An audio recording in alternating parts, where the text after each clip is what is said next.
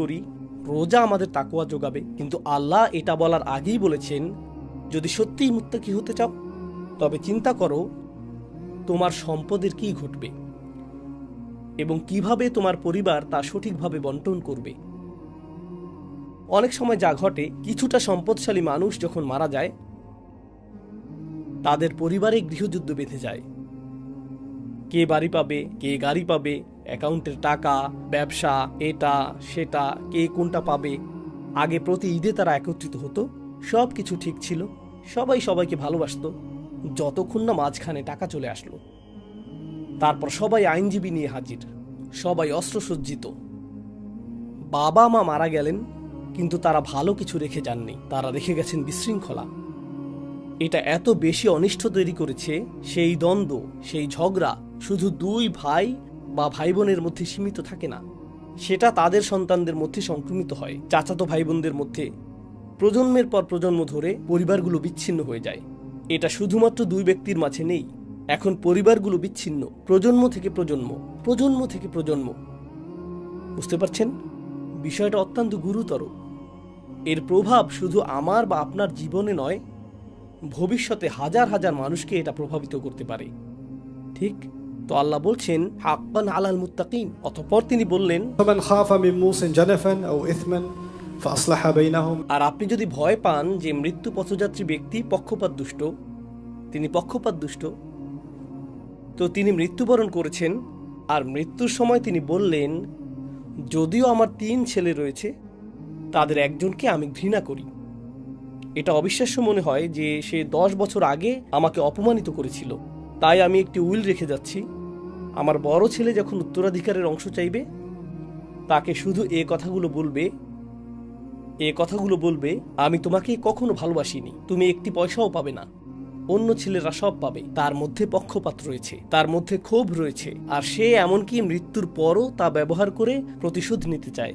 এখন যারা উত্তরাধিকার নথিভুক্ত করবেন, আল্লাহ সেই মরণাপন্ন ব্যক্তির উদ্দেশ্যে বলছেন না, বরং তাদেরকে সম্বোধন করছেন যারা তার মৃত্যুর পর সম্পদ বন্টন করবেন। তিনি তাদের বলছেন যদি তোমরা আশঙ্কা করো যে উইলকারী পক্ষপাত দুষ্ট ছিল অথবা তার অনিষ্টকারী কোনো উদ্দেশ্য ছিল, আও ইসমান ফাআসলাহা বাইনাহুম, সেক্ষেত্রে তোমরা তার উইল প্রত্যাখ্যান করে ন্যায়সঙ্গত কাজটি করবে।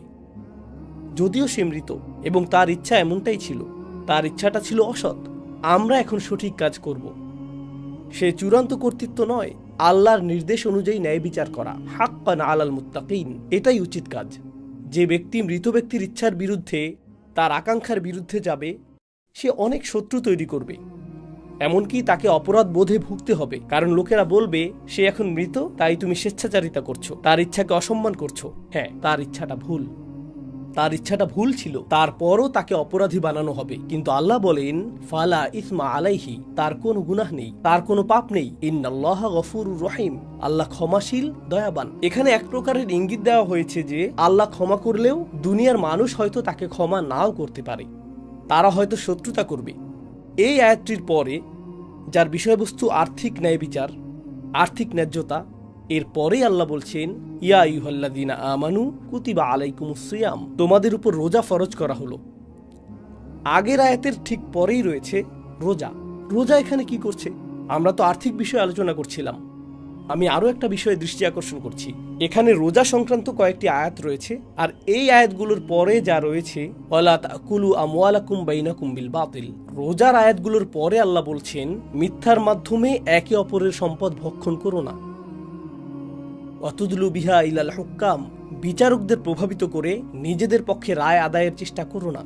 বিচারকদের কাছে লবিং করো না, সিদ্ধান্ত গ্রহণকারীদের প্রভাবিত করার চেষ্টা করো না যাতে রায় তোমার পক্ষে যায়। লিতাকুলু ফারিকান মিন আমওয়ালিন নাসি বিল ইসম, যার ফলে একটি গোষ্ঠী দুর্নীতি এবং অনিষ্টের মাধ্যমে অন্যের অর্থ আত্মসাতে সক্ষম হবে। তোমরা জানো যে তোমরা কি করছো।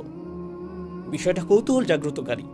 রোজার আগের আয়াতে আর্থিক ন্যায় বিচারের কথা এসেছে, আবার রোজার পরের আয়াতেও আর্থিক ন্যায় বিচারের কথা এসেছে, আর রোজা যেন ন্যায় বিচারের মাধ্যমে স্যান্ডউইচ হয়ে আছে।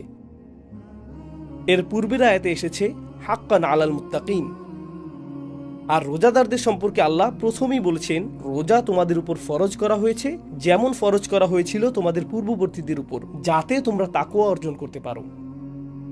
তাকওয়ার কথাটি এই প্রথম আসছে না, বরং এটা তাকওয়ার সংজ্ঞারই ধারাবাহিক আলোচনা। তো এর একটি আংশিক সংজ্ঞা ইতিমধ্যেই চলে এসেছে, আর সেই সংজ্ঞার সাথে ইবাদতের সম্পর্ক নেই।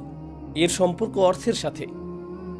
কিভাবে উপার্জন করছেন, কিভাবে খরচ করছেন, অর্থ দিয়ে কি করছেন, অর্থ ব্যবহার করে কিভাবে মানুষকে প্রভাবিত করছেন, এটা খুব স্বাভাবিক। যদি আপনার বড় একটি পরিবার থাকে আর সেই পরিবারের কিছু মানুষ বা এক দুজন ব্যক্তির কাছে প্রচুর অর্থ থাকে, তাদের ঘর অন্যদের চেয়ে বড়, তাদের ক্যারিয়ার অন্যদের চেয়ে বড়, আপনার ক্যারিয়ার যত বড়, আপনার অর্থ যত বেশি, সেই পরিবারে আপনার প্রভাবও তত বেশি, আপনার হাত তত ভারী। আল্লাহ বলেন, ولا تأكلوا أموالكم بينكم بالباطل وتدلوا بها يعني بالأموال إلى الحكام لتأكلوا فريقا من أموال الناس بالإثم। বিচারকদের প্রভাবিত করতে তোমাদের অর্থ ব্যয় করো না, অন্যদের প্রভাবিত করে নিজের কাজ হাসিল করতে অর্থ ব্যয় করো না। এটাই আল্লাহর নির্দেশ, এটাই হুকুম, এটাই তাকওয়ার অর্থ। রমজান আসন্ন এবং আমরা অনেক আলোচনা শুনব, অনলাইনে অনেক লেকচার দেখব, এমনকি জুমার খুতবাতেও থাকবে। রমজানের প্রস্তুতি কিভাবে নেবেন? কোরআন তেলাওয়াত শুরু করুন, বেশি বেশি উপাসনা করুন, বেশি বেশি ইবাদত করুন, ইত্যাদি ইত্যাদি। চমৎকার, এগুলো সবই ভালো, সবই সত্য। কিন্তু আল্লাহ এই সব কিছুকে অর্থনৈতিক বিষয়ের সাথে সংযুক্ত করেছেন। তাই রমজান যখন আসন্ন হয় আর আপনি যদি তাকওয়াবান ব্যক্তি হতে চান, আমি তাকওয়াবান হতে চাই, কিন্তু কারো কাছে আপনার ঋণ আছে, অথবা আপনি কারো আর্থিক অধিকার আদায় করেননি, স্ত্রীর মোহরানা আদায় করেননি, অথবা আপনি বোনের অংশ প্রদান করেননি, বা ব্যবসায়িক পার্টনারকে তার প্রাপ্য দেননি, যদিও আপনি জানেন যে অন্যায় আপনারই, আপনি ভয় দেখিয়ে তাকে তার অংশ থেকে বঞ্চিত করেছেন। যদি এগুলো সবই সত্য হয়, এরপর আপনি যদি হারাম শরীফে রমজানের শেষ দশকে ইতিকাফও করেন, তাহলে আপনি হয়তো এমন কিছুকে বিচ্ছিন্ন করছেন যা সংযুক্ত রাখার আদেশ আল্লাহ দিয়েছেন। হতে পারে এটা এক প্রকার মুনাফিকি, এটা এক প্রকার আফাত উমিনুনা বিবাদিল কিতাব ও তাকফুরুনা বিবাদ। আপনি কিতাবের কিছু অংশকে গ্রহণ করছেন, কিছু অংশকে অস্বীকার করছেন। Right? আমরা এমন মানুষ হতে পারি না, আমাদের পক্ষে এমন হওয়া সম্ভব নয়। রমজানের মূল উদ্দেশ্য সম্পর্কে আল্লাহ বলছেন, আল্লাহ বলেন, শাহরু রমাদান আল্লাযী উনজিলা ফীহিল কুরআন হুদাল লিন্নাস।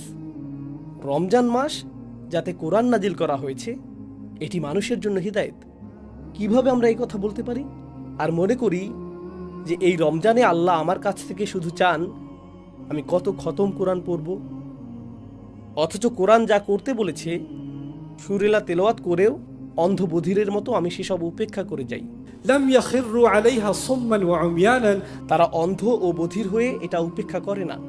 এরকম বিদ্রুপ কিভাবে সম্ভব? আমরা এরকমটা আর করতে পারি না।